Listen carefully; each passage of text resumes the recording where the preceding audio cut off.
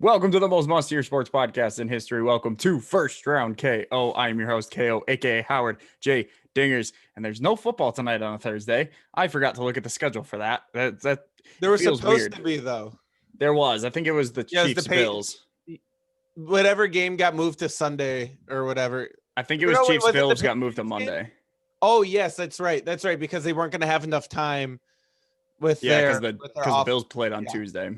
Yeah. I think that's what it was. I don't remember. But either way, how wild would that have been if they're like, nah, we got this. Wait, by the way, love the shirt. Hey, thanks. Favorite non-existent band. Lil Sebastian's one of the best songs ever written. Oh, 5,000 Candles in the Wind. Maybe I've got the guitar right here. Maybe at some point we'll jam it. I know the song. Absolutely. Yeah. So we're going to talk about the end of the Seahawks Vikings game that we didn't get to talk about. Then we're going to talk Bills Titans because that's pretty big story wise. And then we're going to talk about the upcoming games for week 6. But first, we need to talk about the biggest news coming out of today. Lev Bell is signing a 1-year deal with the Kansas City Chiefs. Hanson, did the Chiefs just win the Super Bowl? So I texted you immediately. I saw that. I was like, the Chiefs just won the Super Bowl. As soon as I saw it. And I think so. And it sucks because the Packers are really good this year. And NFL.com even has them number 1 in the power rankings pre-Le'Veon Bell signing with the Super Bowl champion Patrick Mahomes owning Chiefs. So, yeah. Here's the thing. I think the Chiefs were already a favorite to win the Super Bowl. I mean, they were my prediction. I think they were most people's prediction. I don't think it's a bold statement to say that they were going to win it before. No, but this is like I said before, it's like adding DeMarcus Cousins to the Golden State Warriors. It's like you got him on a vet minimum, and it's like, yeah, you're probably gonna win the whole thing anyway. Now, Grant, they all got injured at the end, so that kind of sucked for them. But like, you're probably gonna win the damn thing. You don't need to put another Pro Bowler on your team. But here's the thing: how much better does it actually make them? Because honestly, significantly, with how strong their line is. And now they've got 2 strong running threats. See, but they already had Clyde Edwards-Helaire, who he's done the part. He hasn't looked extremely impressive, but honestly, neither has Lev Bell in the last 2 years. But I'm going to talk about that in a second too. But they also have Darwin Thompson, who played very well in the playoffs last year. Like, we know that these Chiefs don't necessarily need a huge name running back. Now, I'm not saying that this isn't going to make them better, because I do believe it makes them better. But like, how much better? Because we've already seen what Clyde has been able to do in this offense.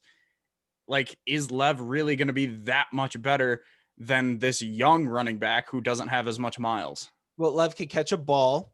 That also helps.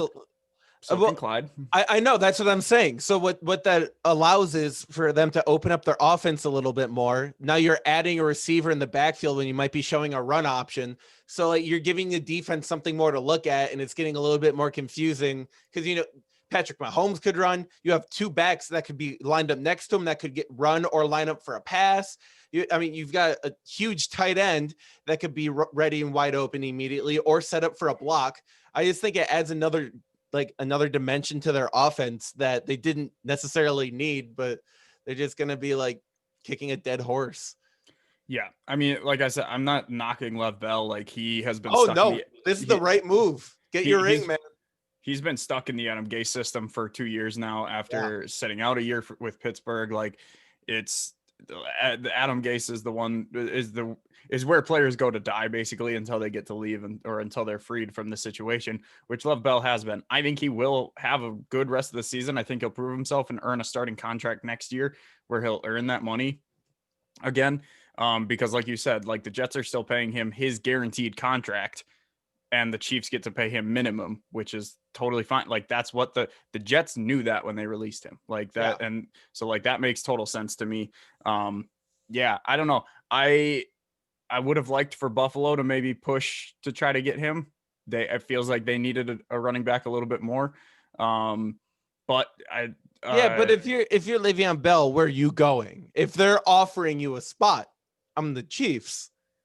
Well, that's you don't have a ring. Like, the Chiefs and the Bills are both extremely, well, what's the word? Like tempting to go to sign to. Like either one would have been good in my opinion. The Chiefs probably do outweigh, but I mean, who knows? Like we don't know what happens with injuries. We saw Pat Mahomes go down for games last year. We don't know what's going to happen. But this, I don't know. It's an interesting move with the Chiefs. You can kind of tell that they maybe think that Clyde isn't there yet. That they still like him because they only signed Lev to the 1-year deal. They like Clyde, but not quite yet. They think, let's get Le'Veon Bell right now. Well, the reason and they let's signed go win him, the Super Bowl. the 1-year deal, just to be clear, is because of the release rules in the NFL, because the Jets are paying. I mean, he's getting a vet minimum probably, which is like 1.4 million or something stupid like that. But he's supposed to be getting 15 million this season. So the Jets are footing 13.5 million of the bill. But still, if they thought Clyde was the guy right now, they wouldn't even look at Lev Bell. Like, they obviously, I'm just talking about the 1-year deal right. with Lev Bell. Like the reason they didn't sign him long-term is because one, he's not necessarily worth it yet because he's kind of played like garbage.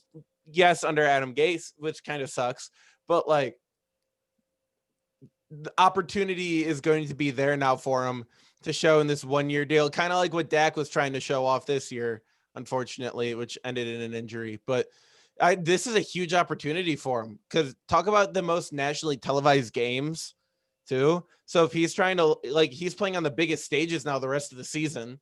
So the really good move. And I think that's the thing about the Bills, even with how good they are, they don't get on TV as much as they should be. And when you're a guy trying to market yourself for a future franchise, I think that's probably a smarter move. It's like, why would you? Man, the Bills were on Tuesday Night Football for the first time in 60 years. So how was that game though? Not good for Buffalo. That's for damn sure. We're going to get to that in a sec. But yeah, good move by Lev. I think the Chiefs were already going to win. This gives them a little bit of an edge. I don't know. Maybe Lev is washed. I'm not saying he is. I doubt he is. I think he's still very good. But there's that off chance that he just lost it after he left Pittsburgh. I just think the how much better the line is. The offensive line is just the Kansas offense. City.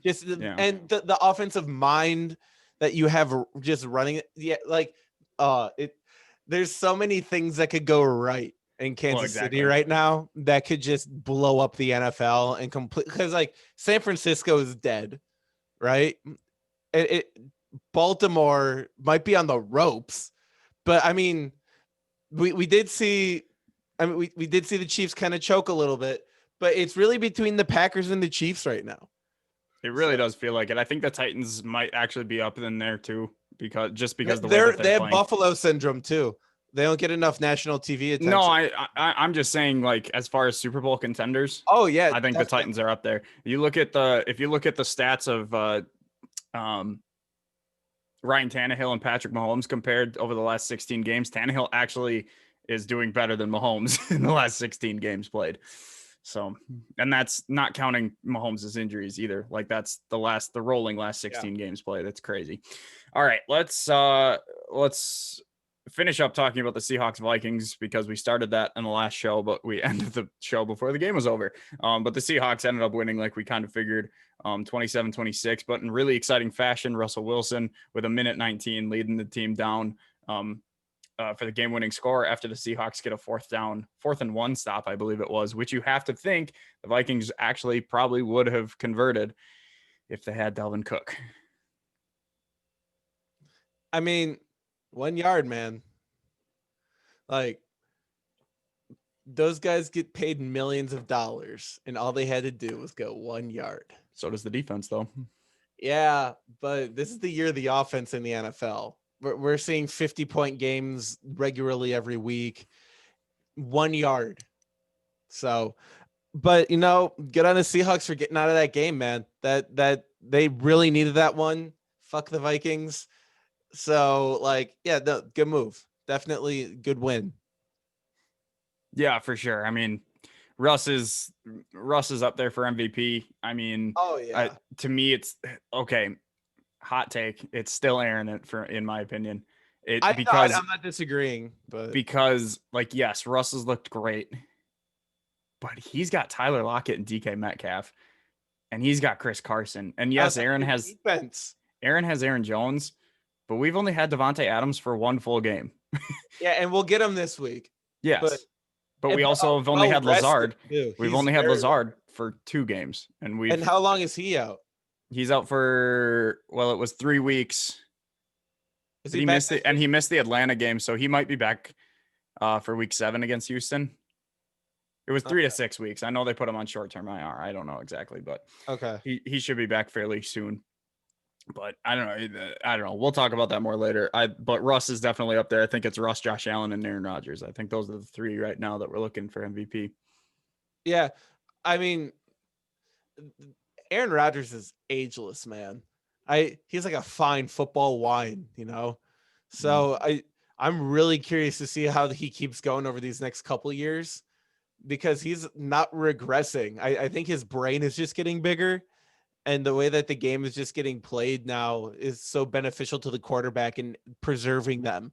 Like I said a couple weeks ago, the surplus of quarterbacks is coming. Give it a couple seasons, because guys are sticking around forever. It's like the same issue we have with kickers and punters.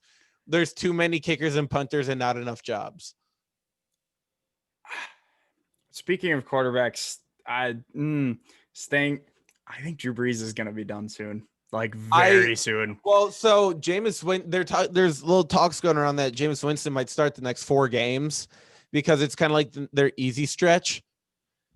No. Or is it not? Is it not the next 4? They have a 4-game stretch that's an easy stretch. Why even do that though? Because you give Drew Brees 4 weeks to rest his arm. Just don't throw deep. He doesn't throw deep anyway. Listen, Panthers, Bears, Buccaneers, 49ers, that is not easy whatsoever. It might not be those 4 games. It might be a chunk of 4 games. Falcons, Broncos, Falcons, Eagles, Chiefs, Vikings, Panthers. I don't see an easy 4 games in there. All right. I don't even if you had a stretch of games that were easy, quote unquote, unless you have the playoffs clinched in this division, and even then you want home field. There is no situation that Drew Brees should be sitting. But that being said, I think he's retiring. If not this season, the next season, he is going to look bad, because he already looks rough out there. Now, I didn't get to watch too much of this game, but the Chargers, I felt like dominated most of this game until I don't know what happened late in the game. I don't know if that defense got tired, because I didn't watch, but kudos to the Saints for forcing overtime and getting that 30-27 win. It's just rough for this rookie to be in so many of these close games. He's taken Mahomes, Brady, and Drew Brees to the limit now. Like Justin Herbert looks great. Yeah. And I did find the stretch of 4 games, by the way. The Falcons, Broncos, Falcons, and the Eagles. That's against what is right now 0-5, 1-3, 0-5, and 1-3-1. I would never take the Falcons likely. It's Jameis Winston though. But okay, but we're still, talking about a quarterback that's not bad. Like, he threw 30 interceptions last season. Yeah, but you also have to remember, this is a season where teams are putting up massive numbers and giving up turnovers and winning games. Because there's good quarterbacks starting on every team. But look who they're playing against. So those are the teams that are losing high-scoring games because they can't score. But did you see the Eagles against the Eagles aren't? You can't say the Eagles are bad either. Did you see them against Pittsburgh? Carson Wentz cannot carry a team anymore. He just put up 28 points against the Steelers defense. Lightning can strike once. And the Broncos almost beat the Patriots. Listen, I understand. They're all NFL teams that can beat each other on any given day. But on paper, those are the 4 games that were going to be the easiest for their schedule and would make the most sense to play Jameis. There is absolutely no scenario that I am sitting Drew Brees for Jameis Winston unless the playoffs are clinched. Because if Winston goes in, all right, say you want to play Winston, and the Falcons put up 60 points, and then the Eagles put up 40 points, and then the Falcons put up another 50 points. And now Winston is throwing 4 interceptions a game, and you're not winning those games, and then you miss the playoffs by 2 games. What happens then? Well, so here's the thing. When he comes back, if he sits for those 4 days, if he comes back, There's 3 games left in the season: the Chiefs, the Vikings, and the Panthers. And those are most likely going to be the deciding factors for the season. I honestly don't think the quarterback performance difference between Drew Brees and Jameis Winston would majorly affect those 4 games. To be completely honest, and if it were, it's maybe 10 points that the Saints would have won by anyway, extra. Like, I think they win all 4 of those games with Jameis Winston as their quarterback. Keep in mind, last time Jameis Winston threw 30 interceptions, the team that he was playing for was a little bit different. He's got, in my opinion, a much smarter coach, Sean Payton. Like, they know what they're doing. Already this season, we have seen quarterback play from the backups. I would even say, okay, look at how Kyle Allen played and Alex Smith, throw them in there compared to Dwayne Haskins. That offense does not look the same without Dwayne Haskins. Say what you want about Dwayne Haskins, but that offense did not look the same on Sunday. Who was the other one that we saw already this year? Frick. Look at Nick Foles compared to Mitch Trubisky. Yes, the quarterback margins are shorter. I mean, CJ Beathard and get that out of here in San Francisco. The margins are slim, but these no, I'm not ever taking. Look at what Brian Hoyer did compared to Cam Newton. Plus, there's a game plan. The whole game script, the whole playbook changes from Drew Brees to Jameis Winston, because Jameis Winston is a deep ball thrower and Drew Brees is not. The offense would have to learn a whole new thing just for 4 meaningless games in the middle of the season. And then you'd have to change right back and try to get back into the swing of things before the playoffs. It makes no sense to me. I'm sorry. So now, since the argument for the sake of the show is over, I honestly, like, the thing about Drew Brees, I think we have to step back and take a look at the whole season. He's only thrown 3 interceptions. Like, his season's not over. But Drew Brees used to be that guy with that pinpoint accuracy, and he'd drop shit on a dime, and he'd only throw 2 interceptions a season. Well, okay, but he's still a top 10 quarterback right now. No, he is. So, but like, he's definitely losing that. Like, if he plays next season, he's not going to be a top 12 quarterback. No, he won't. And I think this is definitely his curtain call. So let's hope they can figure out some of their stuff with their wide receiver down there. And what do you know what's going on with that? Yeah, so I don't know specifics, but I know he got in a fight in practice the weekend before, so he was a healthy scratch for the game for disciplinary reasons. That's why he didn't play. He was gonna play Monday night, but he got in a fight. I don't know. Listen, if I'm game check too for that, that's a great question. I have no idea. I was thinking about this. If I'm Michael Thomas, maybe I'm not happy in New Orleans. Maybe with Drew Brees on the way out, maybe I'm not happy in New Orleans anymore. Honestly, I'm just throwing that out there. Do you try to pull a Lev Bell? I'm just throwing it out there. What would the trade market be for him right now? It'd be high. But the thing is, like, who would have something to trade for him? That's the issue. The Cincinnati Bengals and draft picks. Okay, in what scenario do you keep AJ Green? None. You either cut him or you add him to the trade. A first and a second, and let's say a young defensive or offensive, a young player of some sort. That I still see a scenario where you can keep AJ Green. Give him Gio Bernard. Although they got 2 pretty decent running backs. Like, I still, that could be a pretty wicked tandem if you could figure out a way within the salary cap, because we know. I think AJ's out. I think AJ's out no matter what. Really? I think so. He can't stay healthy. He was complaining on their sideline. He doesn't want to be there. It doesn't look like they want him to be there. But you think Michael Thomas wants to be in Cincinnati? I'm not saying he wants to be. I'm just saying maybe he but wants out. Is it better than New Orleans right now? Is it better than New Orleans next season? Well, now let's also just not even think about football for a second. Just imagine living in New Orleans right now. Like, imagine how stressful that is. especially this summer. So I can imagine definitely looking at Cincinnati and being like, Just saying. no big water hate cloud is going to come destroy me twice in 2 weeks. I'm going to go be in Cincinnati. All right, let's talk. I makes sense. Yeah. Or Buffalo. That could be another one. Maybe. Maybe. Yeah, I don't know. That's just speculation on my part, but that's how I would look at it. Let's talk about Tuesday Night Football. Buffalo Bills absolutely shit the bed against the Titans. The Titans coming off of their weird bye week. They force upon themselves. I don't know. One of the Titans players after the game was saying, "Put us in a corner and see what we do." Like, no, you fuckers put yourselves in this own corner. I was about to say, don't start that narrative. You guys fucked up. Trump. Yeah. But I mean, you got to admit they came out and they look good. No one wants to tackle Derrick Henry, even though he had only 57 yards, but he got in the end zone twice.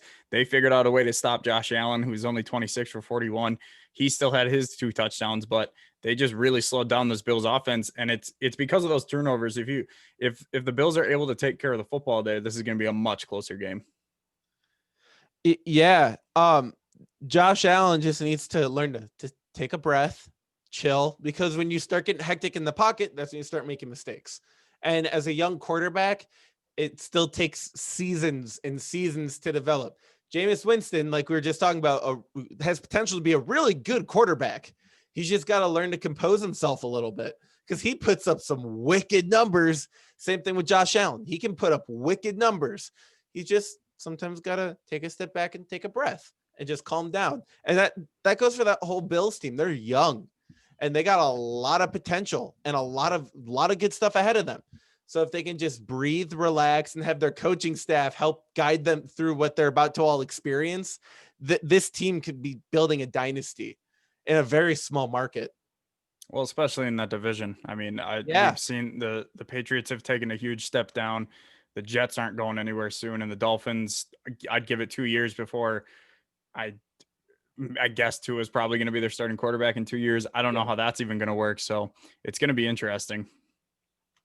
Yeah, no, it'll be exciting to see because we're getting to the point now where some of these older quarterbacks are getting phased out and the younger quarterbacks are getting phased in. And this whole new generation is starting. It's shifting in all professional sports right now.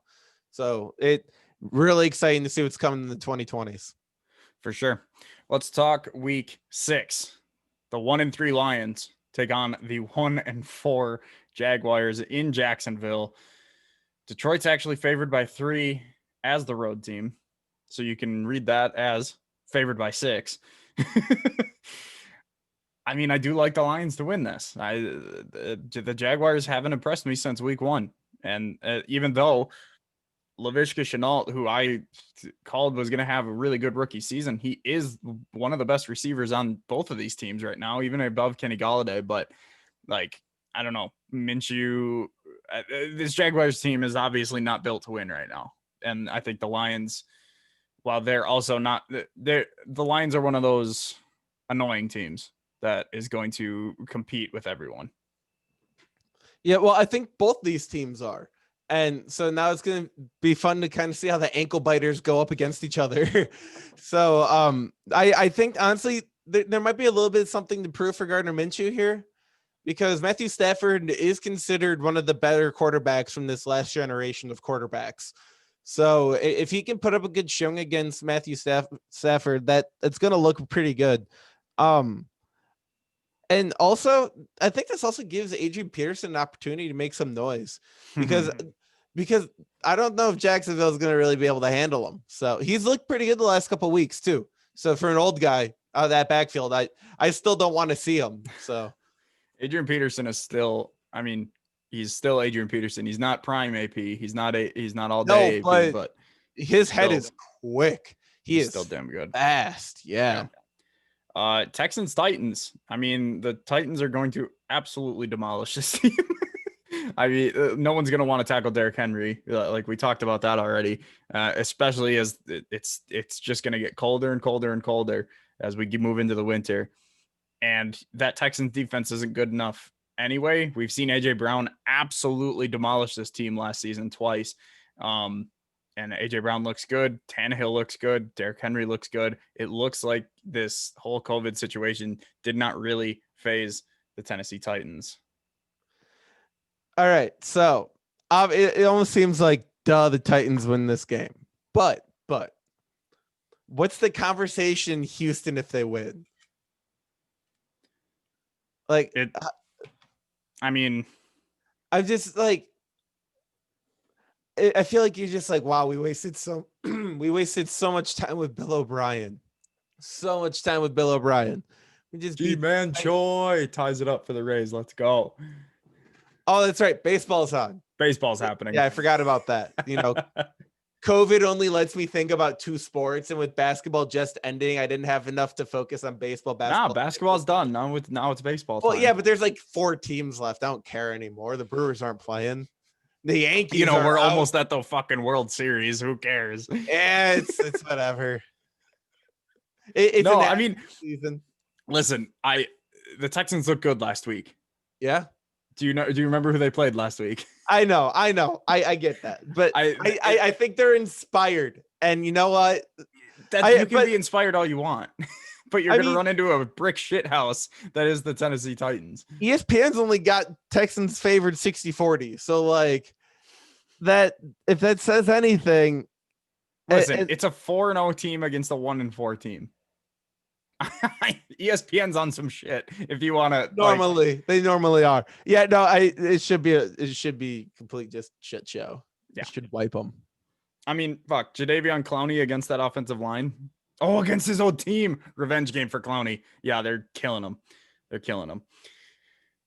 Bengals. Speaking of, the Bengals are taking on the 3-2 Colts. We saw this is gonna be fun for Joe Burrow. It's not.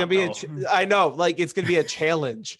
It's gonna be no. So we saw Burrow against a good defense last week, and he did not do well. I think this D line is going to get lots of pressure. I think these linebackers are going to slow down Mixon. They're going to have to throw another probably 60 passes or so with Joe Burrow. It's going to be another rough day for him. I think the Colts definitely win this. I mean, there's not too much to say. I think that defense is just going to take over. Yeah, I don't think Joe Burrow is comfortable enough yet as a NFL quarterback to really handle a team of this caliber. So they just showed G-Man in the dugout, and he just looked at one of his teammates and went, "Fuck yeah." That was great. Let's look at the 0-5 Falcons with a new interim head coach. I don't even know who it is, to be honest. They got one? I mean, I would assume they just promoted from within, probably offensive coordinator, if I had to guess. I have no clue. But they're taking on the 1-4 Vikings. Yeah. Two good offenses with 2 shit defenses. That's 2 games at noon I won't be watching. Yeah, I'm not hyped. There's just gonna be better football on. So, and I think the Falcons are gonna get their first win. So but beyond that, not really much else. I actually like the Vikings. I think the Falcons are staying 0-6 here. You know what? Although without Dalvin, I hate Kirk Cousins. I hate Kirk Cousins. Trust me, I do too. Something about that man. I just hate him. He looks like somebody that bullied kids in high school. Like, I don't know why. He did go to Michigan State, so. Oh yeah, definitely a bully. Oh man, they don't have Dalvin Cook, but the Falcons don't. The Falcons might not have Julio again. Oh, now what does that do to things? Yeah, I was gonna say, what does that do to things? I'm taking Minnesota still. Yeah, Minnesota. I went with Minnesota. What game was that? Was that the Houston game where they were both 0-3 or something like that a few weeks ago? That was Minnesota's first win. So yeah, I'll take the Vikings in that matchup again. All right, well, I'll take the Falcons on this one. So we'll see how we did on Sunday. Not happy about that, but whatever. The 1-3 Broncos taking on the 2-2 Patriots. Cam Newton most likely will be back. He was at practice today, asymptomatic. So this isn't like he's coming off of an injury. This is just him rested. Those legs are going to be looking good. I was about to say this almost was good for him in a way against this Broncos team that it didn't get. They have, I think they're going to have Drew Lock back, but they still don't have Cortland Sutton. They don't have Melvin Gordon because of the unfortunate news with, we're not going to bring that. I don't want to bring that up. Did you hear about that? Well, I know. So I know he got caught, but he had a purpose. I didn't hear about what the actual purpose was. It's still it was DUI, wasn't it? Yeah. So like he got caught, he got DUI, but he was like doing something, like he had to go like pick someone up or something. That's still like it was like an emergency situation, I guess. Okay, but I haven't, that's the last that I heard. And even that was kind of, I mean, Philip Lindsay's a good go-to running back. You can't take a hit though. He's tiny. I mean, I don't know. He's not that much of a downgrade from Melvin Gordon right now in Melvin's career. I was gonna say Melvin Gordon's about the same type of player too. Yeah. So I mean, Patriots are gonna win this, no problem. Broncos just way too many injuries on a team that didn't really have much hope to begin with. So yeah. Speaking of teams with no hope, the 1-4 Washington football team versus the 0-5 Giants. Okay, so that makes, let's see, 1 game, 2 games, 3 games, 4 games, 5 games I won't be watching at noon. I'm telling you, dude, NFL Red Zone is the way to go. No, I only all of these noon games I don't even want to watch. You only get to watch the red zone stuff. You'll only get to watch anything that's about to score. The exciting parts of football. Like there's like 2 games on maybe 3 games on here I actually want to watch. I actually like the Giants to win this game. Noon games. How many noon games are there this week? A lot. Definitely. There's only two 3:05s and a 7 in the 7 o'clock. The Rams. There's a 3:05, there's a 3:25, and then there's the Sunday night. Oh, that's right, because Packers Bucks is 3:25. Correct. So why aren't they playing Sunday night? Nobody wants to see the Rams and the Niners. That would have been going into the season. That's a big matchup. I guess going into the season it is. And probably before the schedules are made, I don't think Brady had made his decision, so that's not a big game for the Packers versus. Okay. You know what? I don't know. That's just how I interpret it. I mean, with all the schedule flip-flopping these days, it could have been an easy switch around. I actually like the Giants to win this. This is going to be an ugly game, but if Kyle Allen's at quarterback, which he is, I like Daniel Jones. I like Devonta Freeman. He's actually looked pretty good for them in the first few games. Yeah, I like them to win this. Not much else to say. D Hasks, baby. Dude, no, I want to see Alex Smith in there. I don't, but I do. Dude, Dwayne Haskins is the future. Mm-mm. He's in a tough spot. He needs to play out of his funk. I'm telling you. 3rd string. D-Hat. No, he is not. He is. Like, he legitimately is on the depth chart. I know, but like, he's not though. Not a 3rd string. I would, and yeah. I mean, on this roster, I think D Hass might be my new Joe Flacco, and Joe Flacco retired. Oh no! Even though Joe Flacco's back, baby. So speaking of Joe Flacco, well, not really, but the Ravens taking on the Eagles. I mean, the Ravens are going to run all over the Eagles. I think this is going to be closer than people think because the Eagles. Listen, Miles Sanders, they're using him now as a 3-down back. We saw what he could do last week against Pittsburgh, and Carson Wentz is figuring something out. They competed against the Steelers defense last week, and they're at home. I'm just saying it's going to be close. I'm not saying they have any chance of winning, but it's going to be a closer game. It's going to be like 7 or 10 points. So I think Carson Wentz is starting to figure out what color of the uniforms his team has. That's what he's figuring out.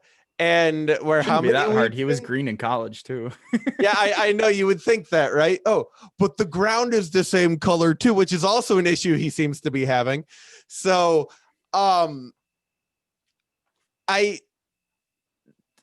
I have no hope for the Eagles. Absolutely. I think people are giving Carson Wentz too much credit. He's playing like garbage. Like he played good last week. Yeah, lightning strikes once. They're staying in games the past few weeks. This is gonna bring you back down to earth. We're gonna be talking about Carson Wentz next week, like we're talking about him last couple weeks. Again, like, I'm not saying they're. I'm not saying they're good. Get rid of Nick Foles, and I'm not saying they're good, but they beat the 49ers and they. The 49ers are. We know it's about still a good defense. Those are two good defenses, and they put up 25 and 29 points. Again, I'm not saying they're going to beat the Ravens. There's no way they're going to beat the Ravens. No. But the Eagles are looking better and better every week. They are improving. They're figuring stuff out, and they're only going to get healthier. Knock on wood. I was about to say, you best be careful once next time I go play at MetLife. Listen, I just want someone in the East to get their shit together so that Andy Dalton and the Cowboys don't go to the playoffs and Dak doesn't end up with a job next. I mean, he's going to, but he deserves a job with the Cowboys. As much as I hate that, I can't believe I'm campaigning for it, but he deserves a job. But if Dalton ends up bringing them to the playoffs and a winning record, like there's going to be so much.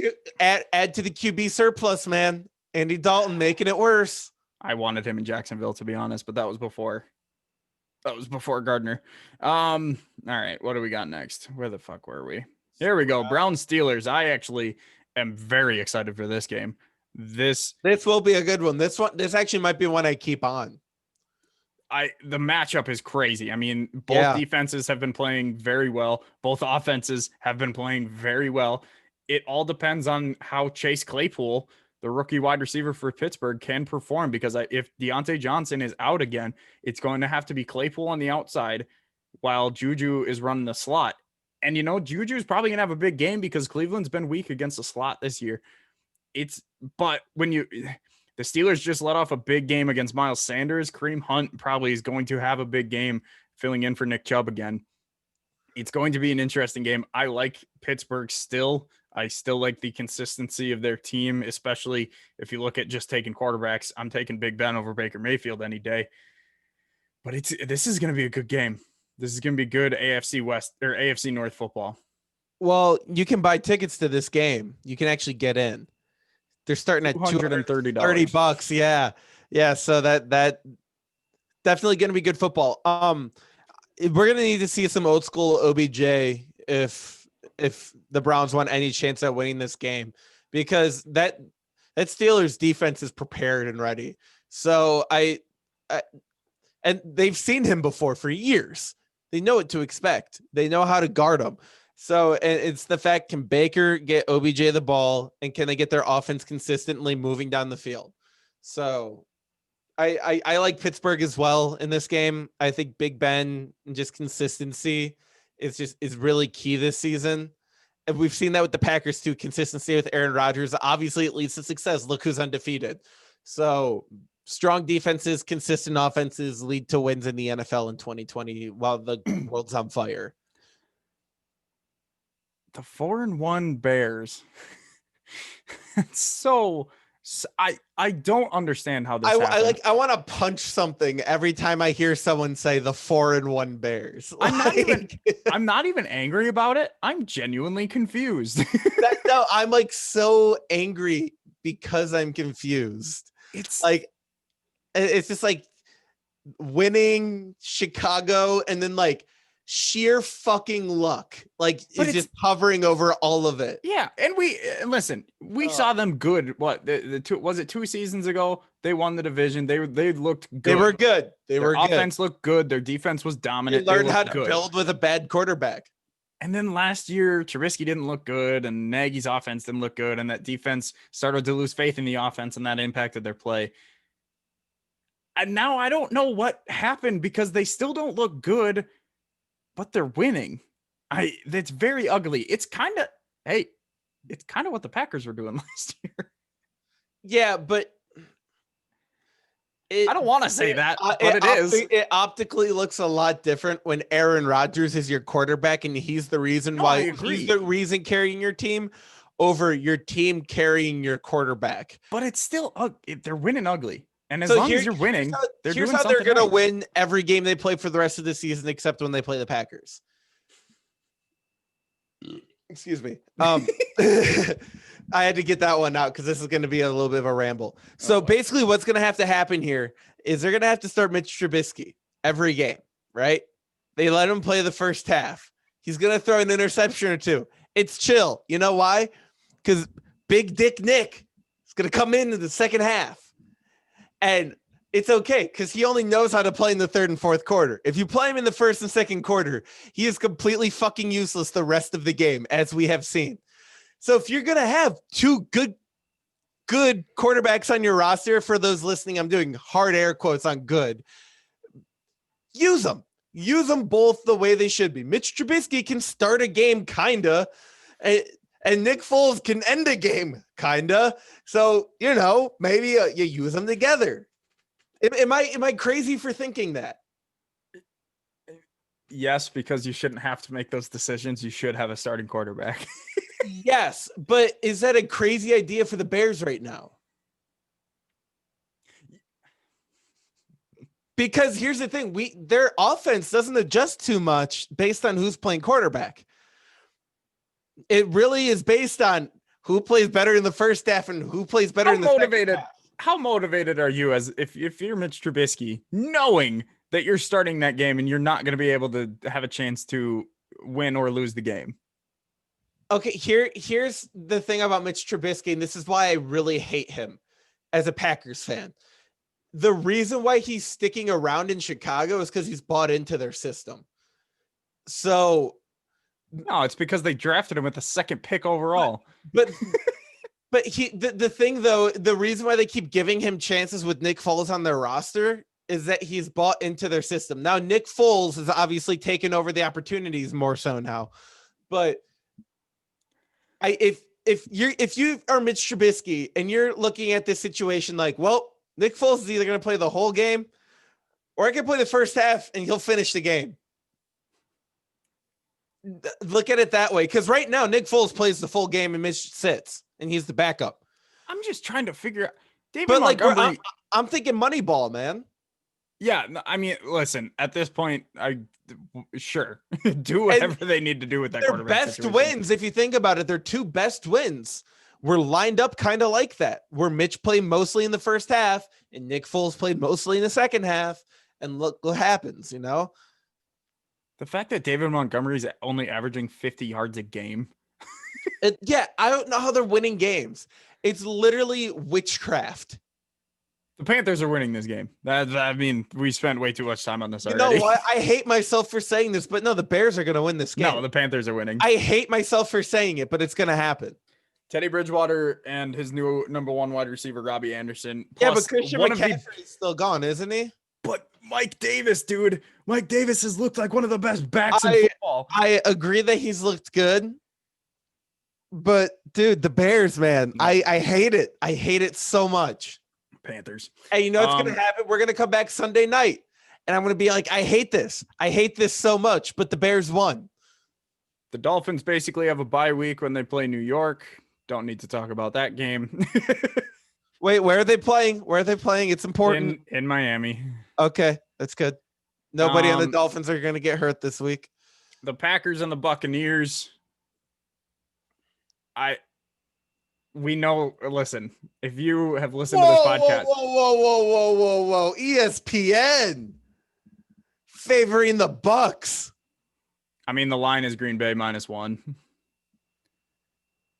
Oh. Listen. If you have listened to this podcast before, you know my feelings on both of these teams. I don't think I need to explain how much I like the Packers in this game. Listen, Devontae Adams is coming back. Aaron Jones is healthy. Jamal Adams is healthy. With Marquez as a number 2 is healthy. Robert Tonyan is one of the best tight ends in the league right now. And his defense is playing good. So rested. Like, I think the rest of the NFL. The only person we're missing is Allen Lazard. And if we had Allen Lazard, I would say Packers by 30. And you know what? Without Allen Lazard, like it sucks. Like he's nice to have, definitely. He's a solid. I think Lazard is a solid number 2. Yeah, no, definitely. I believe that now. I think any fourth level on the depth chart wide receiver is a number 2 and Aaron Rodgers is your quarterback. So put some respect on that man's name. He is good. He is a fourth level on the depth chart on any other team in the NFL right now. But because of Aaron Rodgers being I wouldn't say any other team. Just about. All right. So put some respect on his name. But I'm saying he's higher than fourth. Really? I'm saying at least every team he's fourth. Oh, okay. At least the fourth best wide receiver. I was saying he's at least second or third on a lot of rosters. Oh yeah, no, definitely at least fourth. I thought you were saying like I don't know. I was like, whoa, man. Yeah, no, I really just I don't understand what ESPN is on in this. Listen, I could be biased. I've done this before where I look at games. No. You're not biased. We've broken down these teams in non-biased formats before. And the Bucs just lose to? The Bears? The thing is, they're so inconsistent. They're so wildly inconsistent. Hold on. Tom Brady is not Tom Brady anymore. Hold on. ESPN. I don't give a shit if I'm going to work for you in the future. I don't care right now. You're trying to tell me that Tom Brady and the Buccaneers, who just lost to the fucking Bears, are now favored against Aaron Rodgers and the rested coming off a bye Green Bay Packers. Hey, also remember, undefeated out of just about any other team in the NFL besides the Patriots, I think the Packers are at a supreme advantage coming off of any rest. Now, let's take a step back even farther. Davante Adams was ready to go the week before the bye week.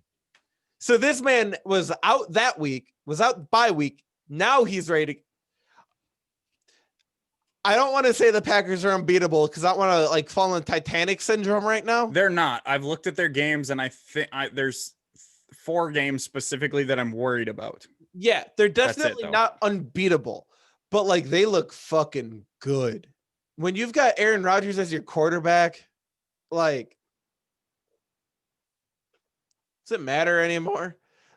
Really, some of these dudes that he's throwing to are no names besides Davante Adams. Until Adams back, until he throws the ball to him, that's the thing. So then they get names. So, by the way, is Jake getting picked up anywhere? Kumaro, I believe he's on the Bills practice squad. Okay. If I remember correctly. Maybe that means he'll get some time when guys get hurt later. I was gonna pull out a stat about bye weeks for the Packers, but we played 49ers after the bye week last year, so I can't do that. That was a different that's the 49. Listen, the Bucs defense and that was is not a late bye week too, wasn't it? It was week 9 into week 10, I think, or something like that. Oh, okay, it wasn't that late. I just closed it. Listen, the Buccaneers don't have the defense to slow down Aaron Jones, let alone Aaron Rodgers. Yeah. And they're going to put up points. They'll probably put up 20, 25 points against this Packers team. But the Packers know how to defend this type of offense. Yeah. They throw now I will say to Tampa Bay's credit, they've been using their tight ends a lot more than I was expecting them to. That's fine. Which is good because it's diversifying their offense. I was going to say more targets. He needs them. Kyle Rudolph didn't do shit against us. TJ Hawkinson didn't do shit. Jared Cook didn't do shit. Hayden Hurst didn't do shit. Yeah. We've slowed down 3 very good offenses. Or 4 very good offenses, I should say. Sorry. We've slowed down 4 very good offenses. And this is a solid Green Bay Packers defense that we saw from last season. Not as explosive, but Jair Alexander is one of the best that we've spent too much. I already said. This is the absolute best case scenario for the Packers going up against this team. Also to mention, Aaron Rodgers is playing in a warm climate. Loves it. So, loves it. Yeah. I mean, he has definitely gotten used to the cold stuff, but he loves the warm stuff. Might as well be a home game. Might as well put him in a dome where he's even better. Might as well. All right. Sunday night, Rams 49ers. I actually really like the Rams. Yeah, no, me too. I think the 49ers are one of the most dysfunctional franchises right now in football, and that's saying a lot because when you're looking at the landscape of NFL football, there's some shit. Hanson. What? Hanson. We just talked about a high school football team playing the Dolphins, and you want to talk about the team that was in the Super Bowl last year. Yes. No, Hansen. Don't me explain Hansen. why. Don't me explain Hansen. why. You know how many injuries they have on that team right now? Yes. Of course they're going to look dysfunctional. They're not. They Yes. have 3 of the best defensive players in the league. They have one of the best running offenses in the league. I would argue Kyle Shanahan's one of the best offensive minds in the league right now. Can I finish, please? Okay. So what I'm getting at is I don't want them to fall into Warrior syndrome. Now, I bring up the Warriors again in this podcast when referring to a football team, but this is a little different. So last year when the Warriors all got hurt, like the whole team was fucking hurt the whole season. Yeah. They're messing around with the roster. They brought in Andrew Wiggins, but that was bringing around big money. That was like a third of their cap space. They fucked around with some stuff. So what the 49ers have to be really careful with going into this offseason, or at least going in up to the trade deadline, maybe if they're feeling it, probably not. They're quarterback hunting. I don't think they're going with Jimmy Garoppolo anymore, right? You think they're sticking with them? They have money tied in with them. And it's not about Jimmy. It's not about Jimmy. It's about the running game, and it's about the off, and it's about that defense being dominant. They're going to spend money on the defense. They're going to shore up the offensive line because Raheem Mostert is, I think, probably the second or third fastest behind McCole Hardman and Tyreek Hill. One of the fastest players in the NFL. He's going to be a good running back. Plus, you have Tevin Coleman coming back off injury and J.D. McKissick. Yes. So okay, so if you're San Francisco, are you pulling what the Packers did a couple weeks ago and like resting like your top players a little extra for different reasons? Like you don't necessarily need to win games here now, right? Like I know it's only week 6 and it might be a little game. If you're healthy enough to play, you're playing in this game on because Sunday it's night. Early enough. Yeah, it's Sunday night. It's early enough in the season. They still have a bye coming up, and it's a big divisional game too. The Packers felt like. Yeah, the Packers felt like against Atlanta they can sit Devontae, Yeah, and I completely agree with that. I agree too. Yeah, well, I think also too, like if the Rams win this game, that shifts some things in the rankings that are going to be kind of hard to unshift. So, I like you. I'm glad you brought that up. I didn't think about that with how decisive this game early in the season can be. This might be a shifting point for the 49ers. So. Because maybe they tank and try to get a good quarterback, because you have to remember you might have Jimmy G on your payroll and you might be costing you a bunch, but quarterbacks out of the draft aren't necessarily that expensive. You don't even necessarily have to tank. I mean, we've seen Russell Wilson was drafted in like the fourth round. Like you can even if you're in the end of the first round, even we've seen. I mean, Jordan Love was taken by the Packers with like 6 picks left in the first round. They have a week 11 bye. So I mean, that could change at any fucking moment, but still. Yeah, true. But I don't see the point of winning games right now. If you have a team that's hurt and resting, lose a bunch of games, get good draft picks, build out from there. So I mean, the process works. The Sixers built a good team in Philly, so did they? Well, they did. But they had poor management and picked the wrong players. They had opportunities to go different ways. That was a management situation. That was not a player situation. Well, it was players, but it was a management at its core. So same situation with San Francisco. They just have to make sure they pick out the right pieces. So and they have money to spend theoretically. So 4:00 Central Time, Monday. The 4-1 Chiefs taking on the 4-1 Bills, both coming off of their first losses of the season.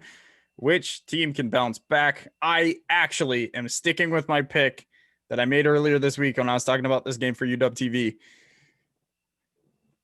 I think Buffalo's winning this game. Oh, fanboy. Listen.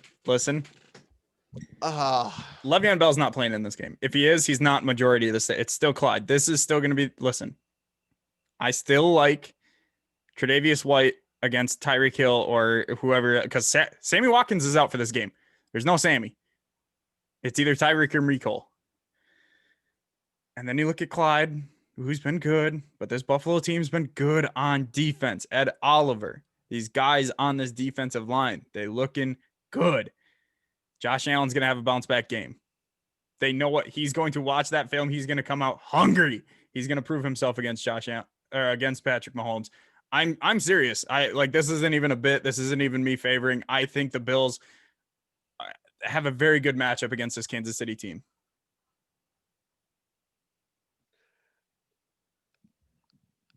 For the first time, you might leave me speechless on this show.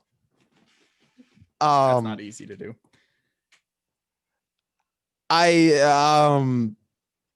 The only thing Buffalo has going for him in this game, actually, I'll give them 2.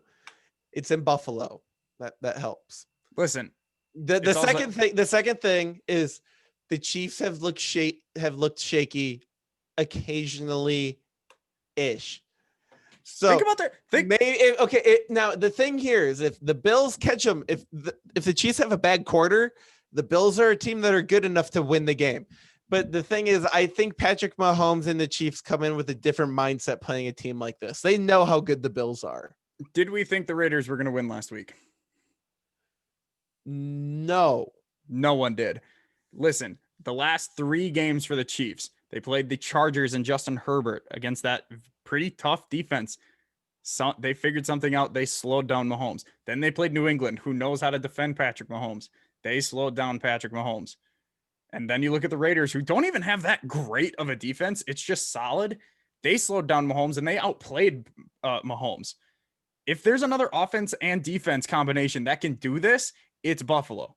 I think Mahomes is losing 2 straight for the first time in his NFL career. I was about to that might not be a true fact. I was about to flip that around. No, I'm pretty sure that's true. I don't think he's ever lost 2 games in a row in his career. Did he ever lose 2? Did he at least lose in NFL? Because I don't know about Texas Tech. I'm trying to think if he ever did lose 2 in a row at Texas Tech. Because I don't know if he has. But teams this good don't lose twice in a row. You're crazy if you think the loss of Sammy Watkins is bigger than I think people think. If you're so high and mighty on this, I want you to put money on this game. Okay, how much? $10. I don't want you to like go nuts on it, but I want you to put $10 on this game. I will. Okay. I'll show you. I get paid tomorrow. I'll show you. All right. Sounds good. What is the line? -5? -5? Yeah, I'm taking Buffalo +5. Easy. Okay. I'll take the under because there's going to be a lot of running. Under 57.5. Life's too short to bet the under, but you know what? Fuck it. I love this game. I'm all about this game. Yep, we're doing it. Okay. All right. Yeah, I mean, Speaking of the under, oh my God. Yeah. Oh, I don't know though. Listen, we don't know a lot. We're gonna have a lot of questions going into this game. The Cardinals taking on the Cowboys. I was kind of hoping they were gonna flip the time slots on this one. You know, that's probably not a terrible idea for ratings wise. Yeah. But because this would have been a really good warm-up game. Although that would because the Bills, they're playing East Coast. Cute, like East Coast, West Coast time. Yeah, that wouldn't be good. Stupid. Yeah, that wouldn't be good for no. But either way, Cardinals, Cowboys, I don't even know, man. I don't know what this Cowboys offense is going to be with Dalton. I think I've heard people say that Dalton is basically going to be 75% of Dak, which is still really fucking good. That just sounds like Dak without the legs part. Like isn't that kind of like what Andy Dalton is? Like Andy Dalton's got a good 5 to 25 yard bullet pass. And then now realistically, this should just be Zeke's team, but their defense isn't good enough for it to just be Zeke's team. Not even that. Like if you got a guy like Andy Dalton's a starting quarterback in the NFL still. On a crappy team, Andy Dalton falls victim to the quarterback surplus in the NFL. I said it 6 times today. I don't give a shit. There's a reason there's a quarterback surplus. It's because there's better quarterbacks than some of these backups. I think we get confused between better and younger because there's franchises that choose young over better sometimes. So I think Andy Dalton is one of those guys that's definitely we're seeing it right now in Washington where they let young play for so long and now they're choosing better over young most likely. I mean, Kyle Allen's still pretty young.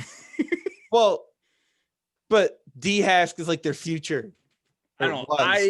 I like the talent of Kyler Murray against this offense, especially the arguably the number one wide receiver in the league right now, just because of how you I look at. love that tandem, man. Such a good tandem. I mean, you look at what, like, because you can't really say Michael Thomas or Devontae because they've been injured. Like, you have to almost, I don't want to say default because that sounds disrespectful, but DeAndre Hopkins has been playing like the number one receiver. Honestly, no, that I don't think that's disrespectful at all, because if you're being so good that you're getting defaulted as the best in the league, I think that speaks volumes about the level of play that you're at. I'm saying default because the other two haven't played that much. But how good are the other two?